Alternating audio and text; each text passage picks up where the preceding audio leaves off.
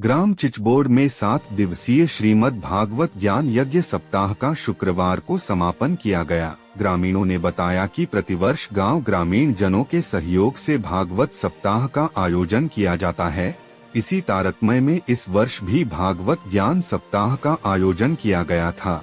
इस ज्ञान यज्ञ के प्रवचनकर्ता स्वामी श्री पंडित अनिल उपाध्याय जी थे, जिन्होंने श्रीमद् भागवत गीता के ज्ञान को समस्त श्रोताओं के साथ साझा किया। आयोजन में श्रीमद् भागवत गीता के प्रसंग पर विस्तृत चर्चा की गई, जिसमें मुख्य रूप से न्याय दर्शन, योग दर्शन, वेदांत दर्शन कथा का रसपान कराया गया, जिसमें जीवन जीने के उद्देश्य, कर्म और धर्म के बारे में विस्तार से बताया गया।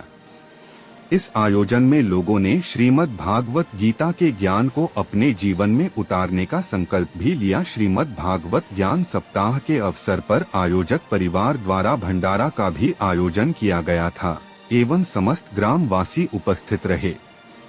CGTV के लिए रिपोर्टर यादराम साहू के साथ हृदय सिन्हा की खास रिपोर्ट।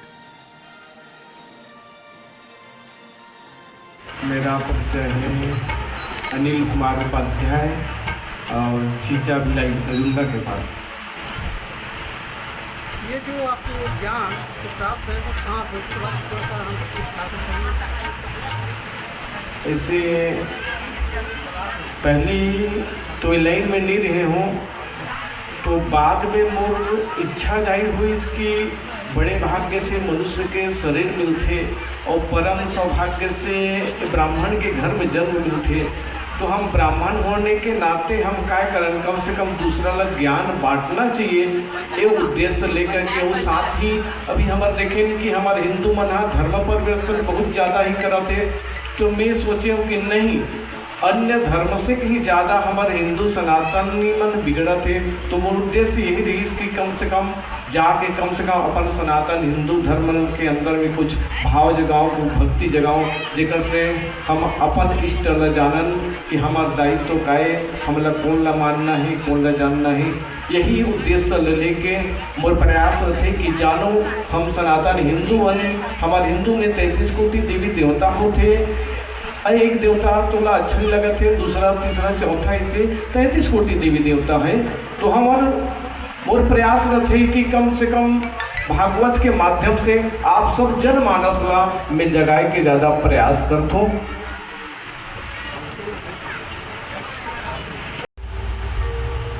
जन्मेजय ने जाना कि आज मेरी पिता की मृत्यु है, आज तक्षक नाग आएगा, उसको काट डालेगा।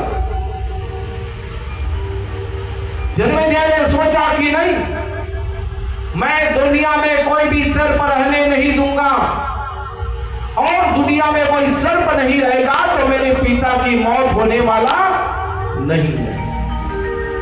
एक विचार किया जन्मेजय जी महाराज, राजा परीक्षित का बेटा, नहीं मैं दुनिया में कोई सांप रहने नहीं दूंगा। बड़े बड़े संत, बड़े बड़े महात्माओं, बड़े बड़े ब्राह्मणों को बुला करके कहना मुझे सर्पेश यज्ञ करना है, सारे सांप को मारना है, सारे सर्पों को आहुति देना है। आज मेरे पिता को श्राप लगा है कि तक्षक नाग आकर के काटेगा। मैं चाहता हूं दुनिया में कोई सर्प नहीं होगा तो मेरे पिता मरने वाला नहीं है कहे। सारे ब्राह्मणों को बुला करके बैठाया, यज्ञ किया, सर्पेश यज्ञ किया। बड़े बड़े ब्राह्मण आए, आहुति डालने लगे। वहां कौन सा यज्ञ था? सर्पेश यज्ञ था। बड़े बड़े ब्राह्मण आकर के आहुति डाला। तो आहुति का डाले, का नाम ले, सांप मन आए आके मरे वो यज्ञ में। वो आहुति डालते थे, क्या डाले? ओम ढोड़ियाय नमः। काका सांप डाल लगते बताओ? हाँ, ओम पिरपिटियाय नमः। हाँ, तो सांप न मारे में पूरा यज्ञ कराता है, सब सांप मतलब बताए। हाँ, असुड़िया तो बड़ा लगते। हाँ चलो, ओम असुड़ियाय नमः। हाँ स्वाहा। सब सांप आया करके यज्ञ कुंड में अब मरने लगा। स्वीकार मत करना, हम सनातनी हैं।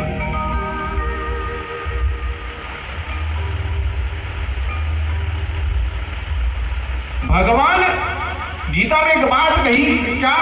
दैवी होशा गुणमयी मम माया दुरत्ता मामे वे प्रबदंते माया में वे तरंती। भगवान ने गीता में कहा है अर्जुन, ये मेरी माया बड़ी दुष्कर है, मेरी माया को पार पाना बड़ा ही कठिन काम है। मानस में लिखते हैं, ईश्वर अंश जीव अविनाशी, चेतन अमल सहज सुख राशि। देखिए, हर जीव जो है ईश्वर का अंश है, सहज सुख राशि का भंडार है जीव। ये आनंद, ये सुख कहीं बाहर में नहीं मिलता साहब। यदि आप अपने जीवन का आनंद की अनुभूति यदि करना चाहते हो ना, तो करना क्या है, आप भगवान की शरण में चले जाओ, भगवान की भक्ति करो, भगवान के चरणों से लग जाओ। लेकिन क्या करो, हमारे अंदर कुछ अज्ञानता है। हम सनातनी लोग क्या हो गए हैं, हम अपने धर्म से धीरे मुक्ति दानेन इति गर्जनान, श्रीमद् भागवत कथा जीव को मुक्ति देने के लिए गर्जना करती है। ये साक्षात भगवान का स्वरूप है, इसको कोई वैसा पुराण मत मानना। जिस समय भगवान यहां लीला करके वापस गए तो पूछा, प्रभु आप इस धरा को छोड़ करके जा रहे हैं, कलयुग में यदि पापाचार बढ़ेगा तो लोग किसकी शरण में जाएंगे आखिर। तो भगवान ने कहा, देखो उद्धव, मैं कहीं बाहर नहीं जा रहा हूं, ये मेरा वांगमय स्वरूप है, ये मेरा वांगमय स्वरूप को मैं भागवत में छोड़ करके, जो भी भागवत का आश्रय लेगा उसको मोक्ष की प्राप्ति होगी।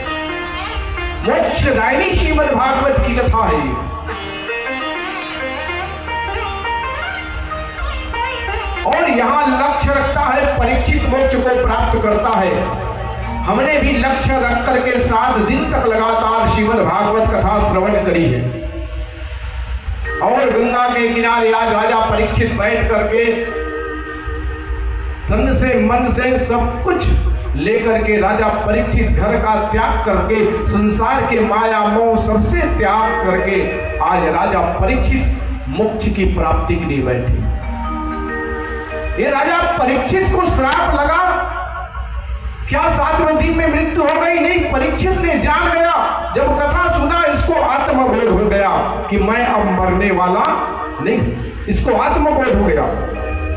परीक्षित ने जाना कि केवल मरता तो केवल शरीर है, आत्मा ना कभी जन्मता है ना कभी मरता। ये जान गया, आत्मबोध राजा परीक्षित को हो गया बैठे बैठे। और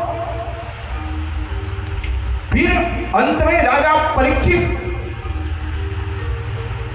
को भास हो गया कि मैं अब मरने वाला नहीं हूं, मरता तो केवल ये 5 तत्वों का शरीर है। अरे भाई बहन, ये जो संसार है ना, ये संसार दुखालय है। क्या है? संसार में आने के बाद हर जीव को कोई ना कोई कष्ट, कोई ना कोई दुख जरूर होता है। फिर जब ये संसार दुखालय है तो सुख रूपी दुकान है कहां, जहां हम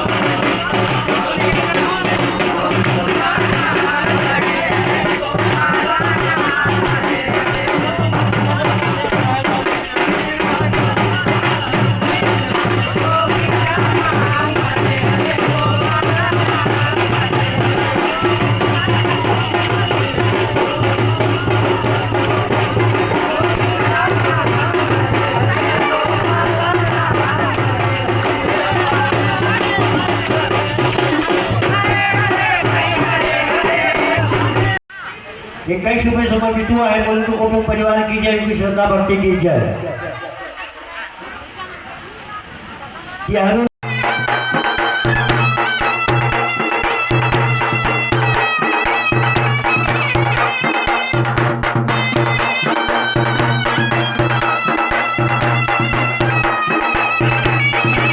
स्वीकार मत करना, हम सनातनी हैं।